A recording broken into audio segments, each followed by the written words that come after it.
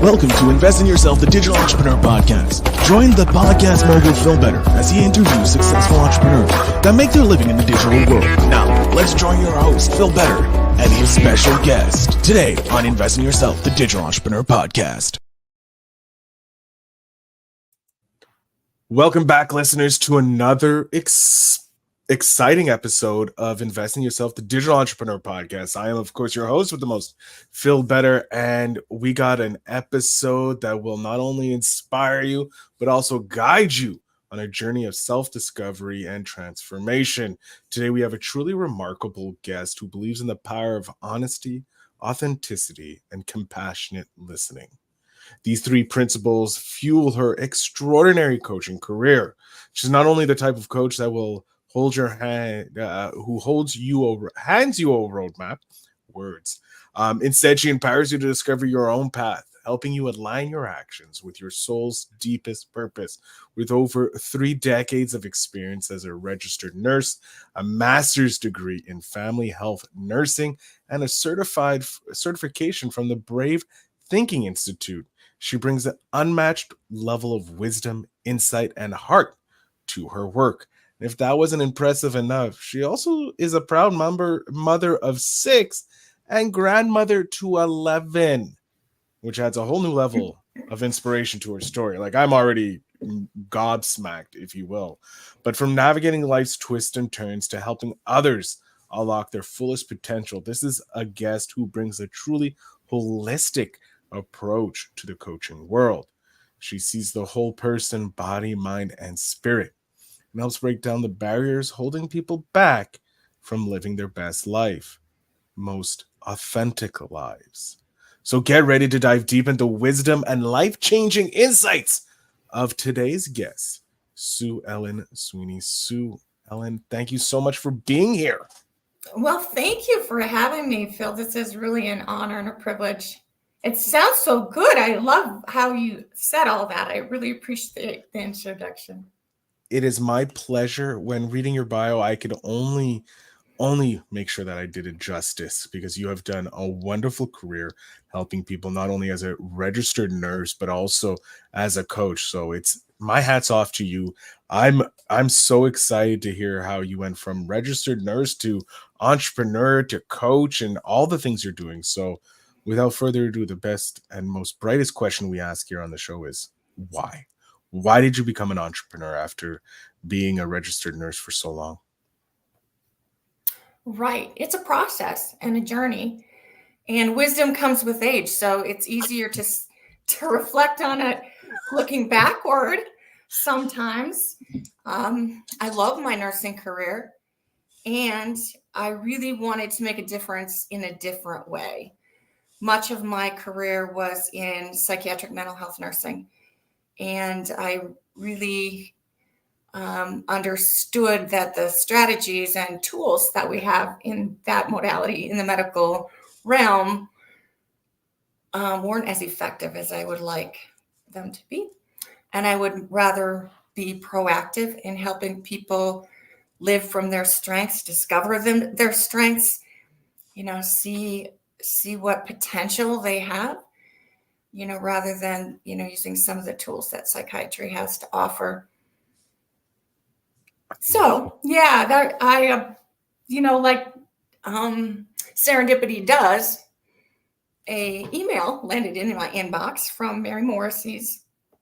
It was called the Life Mastery Institute at the time, to consider being a dream builder coach.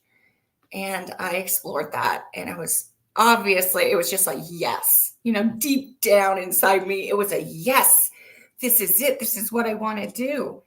So I embarked on it with a big dream, which is what entrepreneurs do, right? Yeah, we're big dreamers. That enthusiasm and that excitement, and it, just lights you up, and that that's what you want to do. We have a need for contribution, and each person's contribution is unique. So when I touched on that, I was really excited and wanted to take that leap.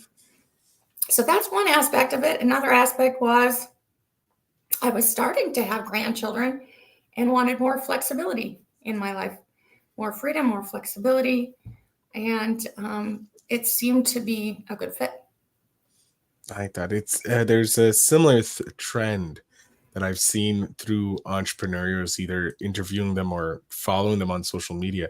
The minute a new child comes into their life, be it if it's their own child or it's a grandchild, perspectives shift because it's a new life. They get this new vision of, oh, I have this. If it's my own child, I have to take care of this child. But with the grandparents or the older generations, it's like, oh, I have this opportunity to redo, to be the best version of ourselves. And for you, it's getting that freedom to be an entrepreneur and find that time to be able to spend with the grandkids and spoil them rotten. I'm presuming you spoiled them rotten as a grandmother. Like, Right. It's just so much fun. Right. And a redo, kind of like you say too, with more freedom to just have more fun with them then. yeah, you're the parent without the responsibilities. Right. I know my parents love being a grandparent because again, no responsibilities. I can feed them full of sugar and hand them off to mom, and she has to deal with them. Yeah. Uh, Yeah. And I love how you talked about the prospect of having a child and how much it changes your perspective, because that's exactly what I'd like to help people with, is in navigating that transition and making those decisions. So much comes up at that point of life for young people. There's so many questions and decisions and fears and concerns and anxieties about how that's going to affect their lives. And it does. I would love to help them stay out of stress and overwhelm and really be able to focus more on the joy and the potential that the parenting role brings. and when you're doing that parenting, you're emphasizing so much because you have to be honest, you have to be authentic, and there's some compassionateness in the listening of your coaching style. How do you get that? How do you foster that environment so that your clients can trust you and feel that safe to be able to be vulnerable and embrace that vulnerability that's necessary to make those leaps and bounds? Because we all know we have to go into that zone of discomfort, and doing it with someone else, that's a bigger zone of discomfort. So how do you foster that sense of it's okay to be vulnerable? Oh, right. That it's okay to have anxiety, that it's okay to have questions about what this is gonna do.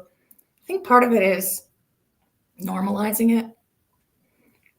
Part of it is education and understanding about what this child needs, how having this child might affect your relationship with your partner, developmentally for yourself. What do you need to focus on?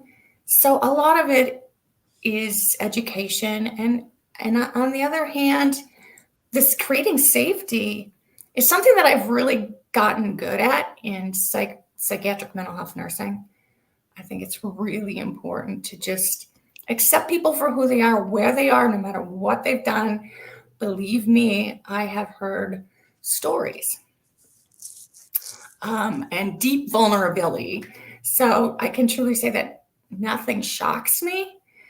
And the issues that come up in coaching really are so normal. They might feel very vulnerable for people who are expressing them for the first time and not used to sharing that type of information. So in conversation, that feels like a skill that's really been developed in myself, but also understanding that they need a safe container. I was just exploring this today. I would love to build a community of support for young parents. And I was considering, okay, do I do that on Facebook or in a more private, personal community on one of these platforms? And there's advantages and disadvantages to both. But when I considered it, I did consider the vulnerability piece and really decided that it would be feel more safe and connecting and intimate to have a community portal, where people can share more freely. So yeah, it has come up in my entrepreneurship journey how to do that as well. I love that. I love how you're evolving as you're helping your own clients evolve in the aspects that you've already hit, maybe a plateau, if you will. Maybe not, plateau is not the greatest word for it, but you're at a level where they want to become that version of themselves and see it in yourself.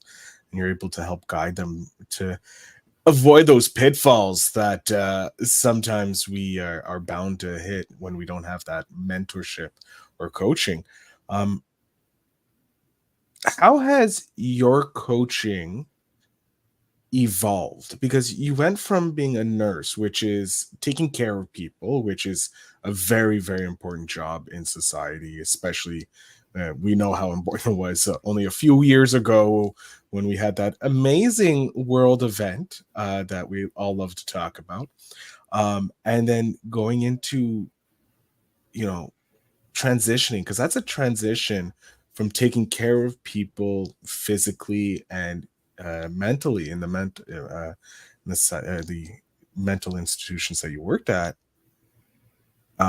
And I know that's maybe not politically correct, and I apologize. Oh, that's okay. Yeah, Okay. that's okay. Understood. Um, and then moving into being more vulnerable with people who are young parents who may not be at the same level. Like it's a different vulnerability that they have.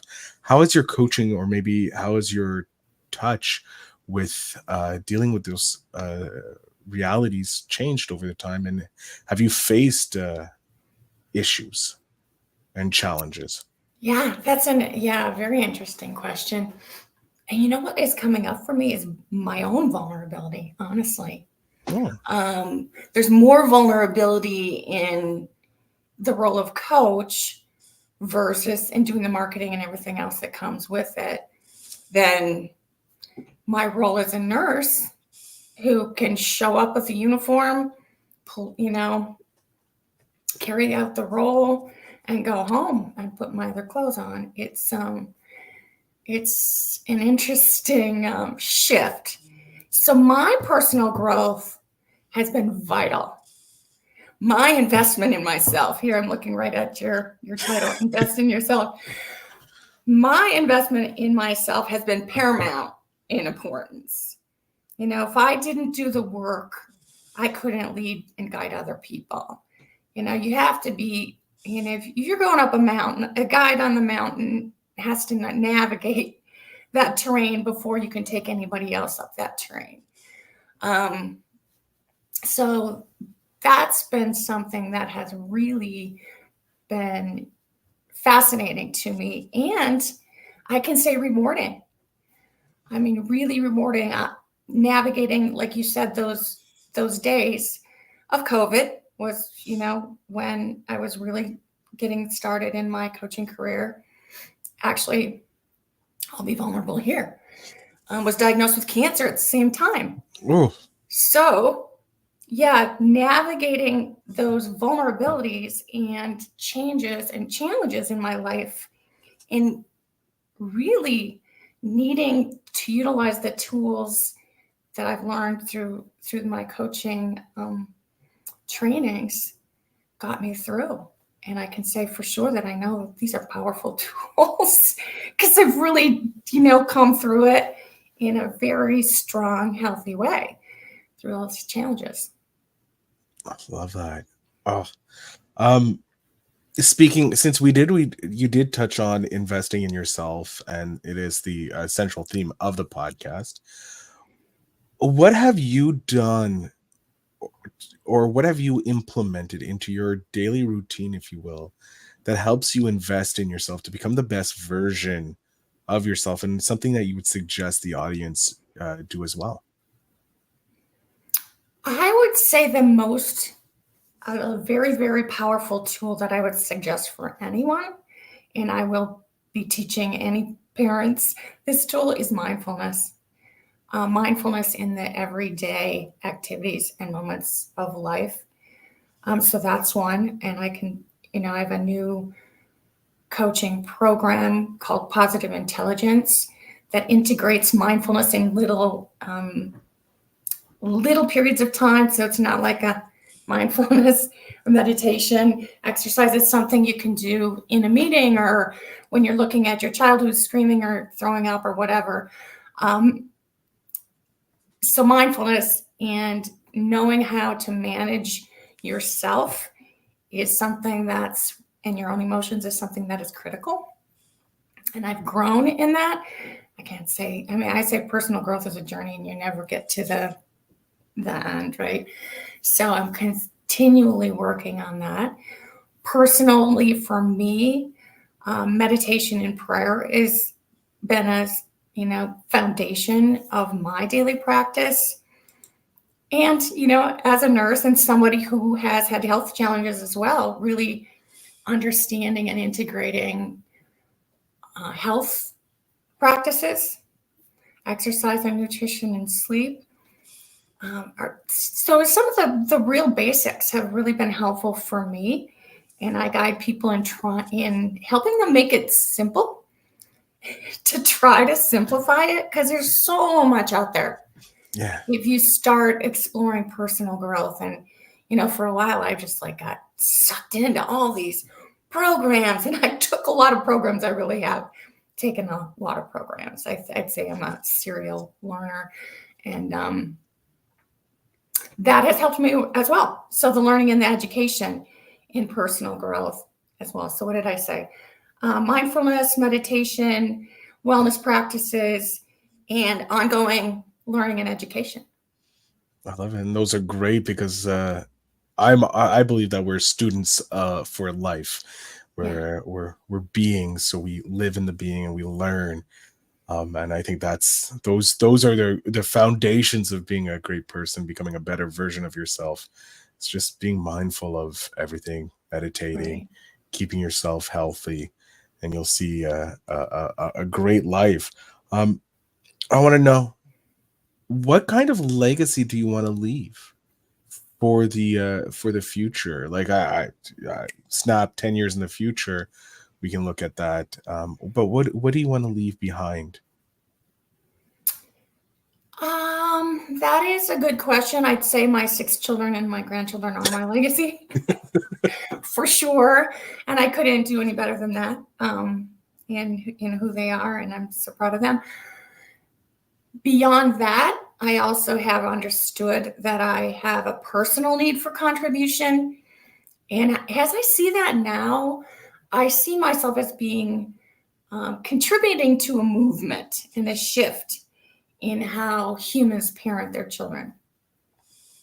And that movement is helping people to parent more consciously, to be more conscious in deciding how they want to relate to their children, how they want to create their families, rather than being in their subconscious and unconscious programming, which most of us are, truly.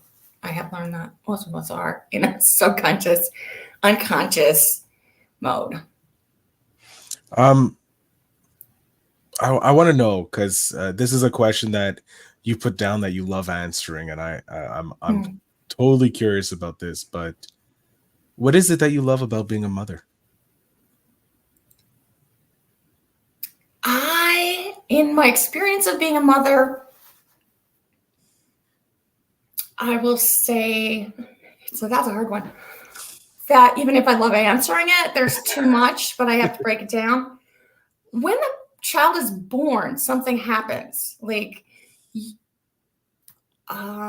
there's this soul connection, this outpouring of love and emotion and connection that's just indescribable. The journey continues. That connection continues. I have grown more in being a mother than any other challenge that I faced in life. And part of that is experiencing emotions to a degree that I never knew I could, including anger and frustration and overwhelm and stress and all those, negative emotions, but also the joy and the just overwhelming gratitude, that these beings are in my life and are gifted to me. So that the whole experience of motherhood has been really, really powerful for me. I think that's why I get really sad when I hear young people feeling overwhelmed and fearful of bringing children into the world because of circumstances. My personal belief is that the positives far outweigh the challenges. And it doesn't have to be as complicated as they might think it is. That they are equipped at a certain level. Every mother, every father is equipped at a certain level to raise that child. And, getting in tune with that and getting in touch with that is a journey and a process that I'd love to help them and guide them through. That was long, wasn't it? It was long, but I appreciate it because there was so much in it that the audience can take away from that I may miss and not follow up on. But also, I love how you were saying that it was you had those highs, you had those lows, but even those lows were high for you because of the miracle of having this child in your life and those feelings. You would be able to see how deep the well of emotions can be. With transitioning from nursing, which is, like you stated before, there's like a barrier because you have a uniform on. It's not you. There's safety. You can take it off at the end of the day. With going into coaching, you're wearing more of your authentic self. You're wearing your skin pretty much. There isn't a uniform to put on. What was it like for you? Because I know for a lot of people starting out, it's scary because they're taking off that mask that they wore for so long. Did you have something to deal with when you were taking off that nurse's mask and you were putting on, or revealing your true coach face to the world? Like what fears did you have and how did you go about dealing with those? Right. Yeah, I'm remembering really clearly, honestly, showing up to BNI, business networking was one of my first steps to really put myself out there. And I was terrified. I was just terrified. I had to explain to these, business people in my community who I was and how I wanted to serve people. I had to actually learn to articulate this and stand up in front of people, which was a huge fear of mine, to stand up in front of people and talk, especially about myself. So that was the hugest fear for me, the greatest fear. And again, the greatest learning curve. I know you were bringing up, the highs and the lows. And it is true that in our lows, we just stretch and grow the most. And, when we're challenged like that, we have to find another way. We have to be, get creative and find a way to navigate that and grow into, who we're wanting and dreaming into being. When a new client comes to you and they've signed up, they've done their preliminary work, what are some of the primarily the issues that you see probably pop up the most that are very simple wins that the audience, like, they can go, oh, I have that, duh, and maybe give them a way to get that quick, simple win for them? Oh, wow. That is a good question because I'm a big picture thinker and I was thinking, helping them to design their vision for their life, that is not a simple win, right? No, that's a multi-layered win. Oh, okay. But breaking it down is really, really important. So understanding that, every mountain you climb, it takes one step after the next. And it's just to focus on that one step and celebrating that one step. but to hold the vision and to take that step. So I can say it's unique. The wins are unique depending on where they're going or where they're deciding to go or what their goals are. But it is in celebrating the simple wins. And as a coach, being there to support them in that and to celebrate and to say, yes, this is a big deal. You're on your way. You might not see this as a big deal, but it's evidence that you are showing up and you're taking action and you're going in the direction you want to go with your life. So even if each step is accompanied by fear, if it's something we've never done before, it's really, really important to have support in taking that step and to celebrate those small accomplishments and wins. I love that. It's great. Because it is important to, I've had to learn to, because I'm a big picture thinker as well. And I have to remember to win. Those small little wins are so important. And it's like you use mountains a lot, I've noticed in your metaphors and your stories. And I'm wondering, I'm guessing that's because you're a hiker and a biker. You're out in the nature so much. Does those personal hobbies that you have and connecting with nature, do you find that it influences your coaching style or inspire you to help your clients navigate their own challenges? I do believe it does. We are a part of nature. I love nature metaphors. I've learned to even communicate with nature in a deeper way as I've gotten older and noticed things in a more with more wonder and joy and appreciation for what nature is, and really understanding the oneness of all of it. So no matter what people say, how does it influence my coaching?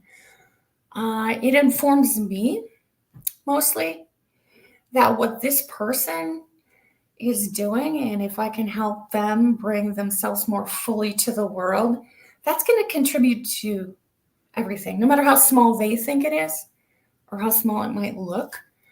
A person's dream might be to start gardening. They've never done that before, but creating a garden that's beautiful for people to look at, maybe share some flowers. That's going to contribute to the whole of the world and to beauty and to joy in a way that only they can when they're tapping into their innate desires. Does that all make sense? It does. It does. Okay. And I'm pretty sure it's going to resonate with the people that it needs to resonate with, which what I love about this podcast, because it goes to the people that need to. And for those who are listening and haven't seen the video, behind Sue Ellen is this beautiful picture of a river that's just flowing, and it's very peaceful, and it's putting me at very much at ease. Sue Ellen, this is because I love rivers, and they're so peaceful, and they're just transformative for over time. Obviously, they can do erosion and all that, but it's a constant moving, constant evolution. And with your evolving from your youth to now, transitioning, of course, from a registered nurse to what you're doing now, I want to go back to your 10-year-old self, because we are coming to the end of the episode, which I hate. I'm having a great time chatting with you. I know, we could talk about rivers. We could talk about the metaphor of personal growth and rivers. We'll do that some other time. We'll have you back on, and we'll make sure it's going to be called the River episode. Okay. But I have your 10-year-old self here, Sue Ellen. I would love to know, what advice would you like to pass back to your 10-year-old self? Oh, I do an exercise with clients looking at a photo of their self as a child and recognizing and understanding their beauty and their purity, and how you wouldn't want to judge that little person. So I would tell her to not be so hard on herself, because that is a 10-year-old is an age where children do start to get really self-critical and to have more importance in social relationships and do a lot of comparing of themselves to other people. Expectations feel harder, maybe from family. So I would encourage my 10-year-old self to stay in the joy and the wonder of the things I love doing and play more. To just, regardless of, what anybody else is saying, that play is really valuable. And, not to forget how to play and to be free in who I am as a beautiful divine creation of God. I love it. Oh my God. I love it. Great advice, Sue Ellen.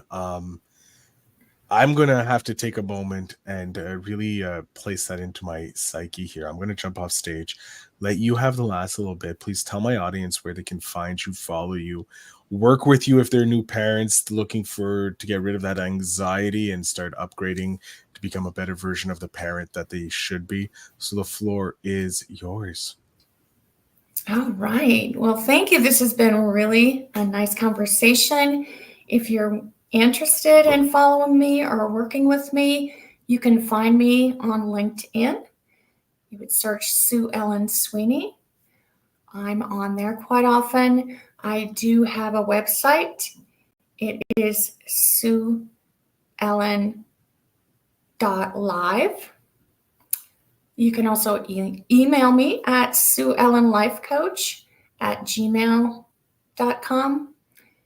And search me on Instagram as well, Sue Ellen Sweeney. But I'd love to support you. And I encourage you to remember to play, to have fun, to celebrate life in any way that it's presenting itself to you, understanding that challenges are an opportunity for growth, and children are precious and beautiful and a gift. So if you're having a hard time embracing family life, you are exactly who I want to work with. Love that, Sue Ellen. Thank you so much for being here. It was my pleasure to chat with you and have you on the podcast. I appreciate you spending the time with me. Thank you. Thank you for being here and for the work that you're doing, encouraging people to invest in themselves. We're on the same page there for sure. There we are. To my audience, make sure you check out the show notes down below to connect with Sue Ellen and make sure that you can become the parent that you deserve. Because like she said, our children are divineness and we need to encourage them to grow as well. So I thank you for listening, Sue Ellen. Thank you again for being here. It was a pleasure. And as always, remember to invest in yourself.